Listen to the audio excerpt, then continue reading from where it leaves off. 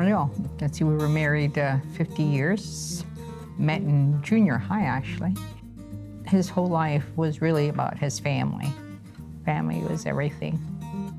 Well, sometimes when me and my cousin, whenever we made a joke or something, he would always laugh until he cried. Yeah, we talked about the donor thing when we did the trust, but we had already spoken about that. We just at that time thought, what could we give? You know, I mean, we're old now, but we were so surprised, or I was surprised when I received the phone call that they had gotten the cornea. It was just left me breathless. I went, wow. And I'm so happy we did that. Well, it makes me feel better knowing that he could help someone even after he was gone. Hopefully, the word spreads and more people will sign up. I always used to think it was supposed to be for young people, but I'll be 70 and I'm on the donor list. Corneas is nothing, you know. I could give that in a heartbeat. He was our uncle, and he was a really great guy. He was amazing. He was like our second dad, almost. He would definitely go out of his way to help people, so I think that knowing that he saved someone would be like really big for him. Makes me feel really good. I feel like that's something that he want to do with his, you know, at the end of his life. He was a really, really great guy, and yes, we miss him a lot, but just to know that, like, that he's helping people even though we don't have him anymore it's really great. It touches my heart. When we found out that Christopher needed a heart transplant, it was an incidental finding. He was diagnosed with asthmatic bronchitis first. After a follow-up visit, the doctor did an x-ray, and he said Christopher's heart was enlarged. So he says he needs a heart to live. And to digest that and to grasp the heart transplant is not easy. It was scary to know that his life depends on somebody else. It was 4 months, and the doctor said, this is it. You have to take him home and say goodbye. You have to make sure you cherish those moments.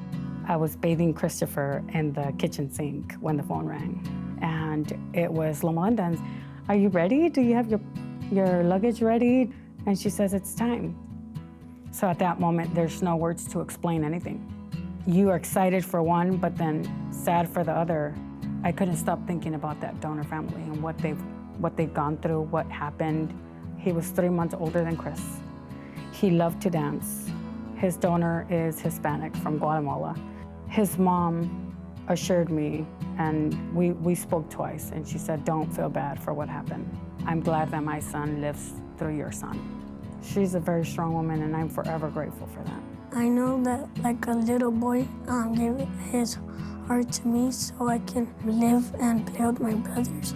I was a little bit nervous because my family wasn't with me when I got my new heart, and then once I got the new heart, I felt better. Christopher was past 15 months and he wouldn't walk and he wouldn't sit on his own. So seeing him now is a blessing. He can run, he can play, he's a normal kid. He's constantly on the go, he constantly has us on our toes. So it definitely has changed his life for the best. The organ donation is a great thing to help people if they're like sick and stuff. Other people can help them by giving their hearts to the people that are dying to save their lives. I'm here to honor John Ford, my husband of 16 years. John was a lot of fun, always with a smile. Mrs. Ford, I got this. Always kind, always gentle. My favorite thing with John was I'd come out here from Ontario and egg him about his barbecue not being the best. And then he would have to prove me wrong. I love the fact that he was a Raider fan, just like I am. A die-hard Raider fan. He was my neighbor, and he was always smiling and waving as he drove by. I never heard him say a bad thing about anybody, and he always had a great smile. And if I was in a bad mood, just being around him would change my mood. He wasn't sick or anything. He had the usual stuff when you get older. He had just gotten with diabetes and high blood pressure, but he was not sick. No warning, but he didn't suffer, so I guess I'm thankful for that. But I thank you guys so much because I received 3 or 4 calls thanking us for doing what he did. Your organization is awesome. Not having John has really, really been hard for me this last year, but knowing that he's still alive and he's still doing good things and he's still not here. But there are people here that's able to carry on with some of the parts that he's given him or shared part of him. I'm very proud of what John was able to do. Very supportive of what his call was. That's the type of person he is. She liked to play. We rarely heard her cry unless she was hungry, which is normal. But other than that, she was all in all happy baby, silly. She was about to be 6 months, equipped at SITS. It was a difficult decision, but then we figured, why not help another life? Why not help somebody who could benefit off of, what, instead of just letting it go. We love her and we miss her and she'll always be in our hearts. Loud, outspoken, full of life, just a best friend, great, just a really good guy, a very kind heart. He asphyxiated as he was having a seizure and lost all air and oxygen to his brain. And I know they donated his heart and they had a couple other things. It wasn't that hard of a decision, actually, to know that he was so young and he was healthy, that a lot of it could help another life. Just, hoping one day if we ever in that position that somebody can do the same for us.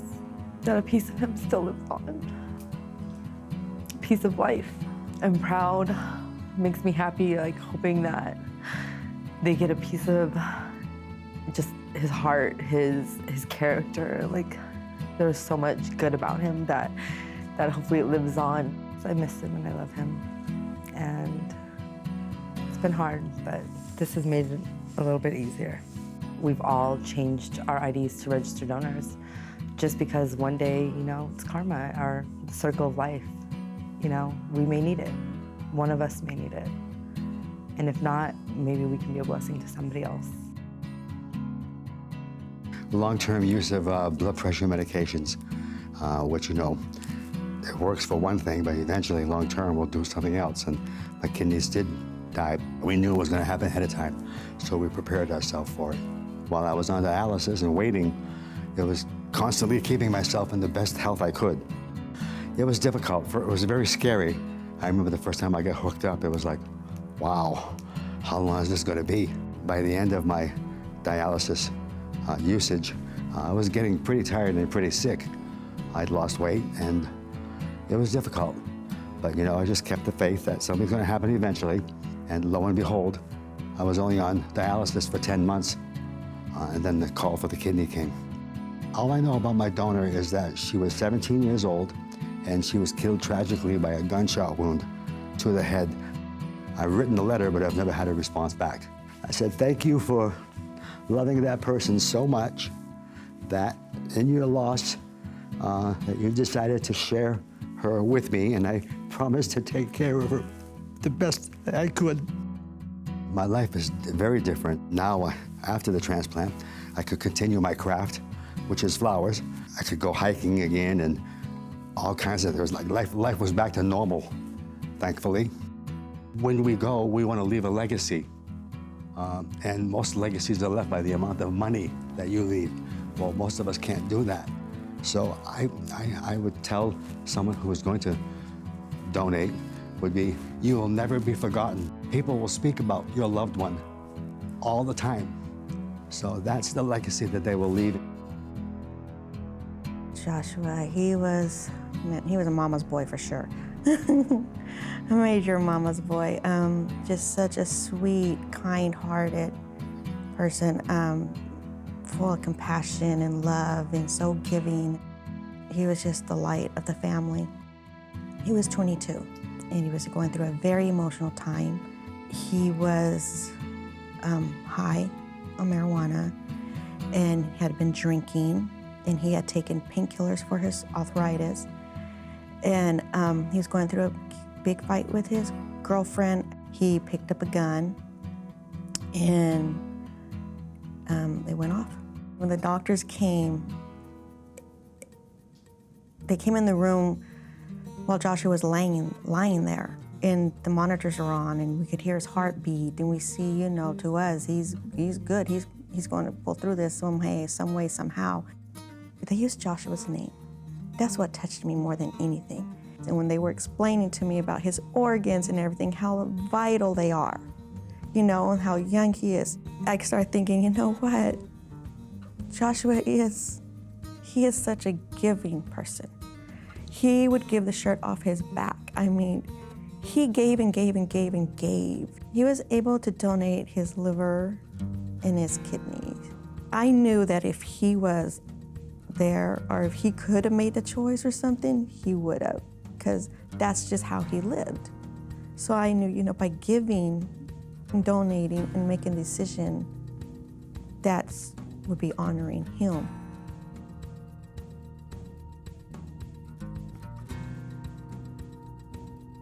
We do know the one that received one organ.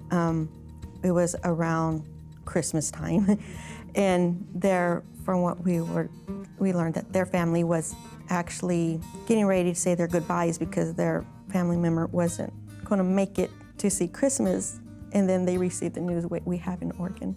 Knowing that it was Joshua's, and I was like, oh, my son, you're so awesome. You are a superhero.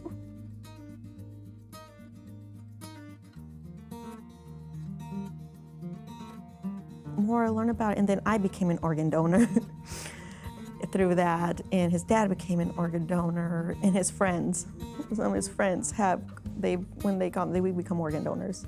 Just take some time and just look really deep within yourself and just really think about it, because you can't take them with you. Why let that part of you, that's life in you, just rot away when you can actually help someone else to continue living?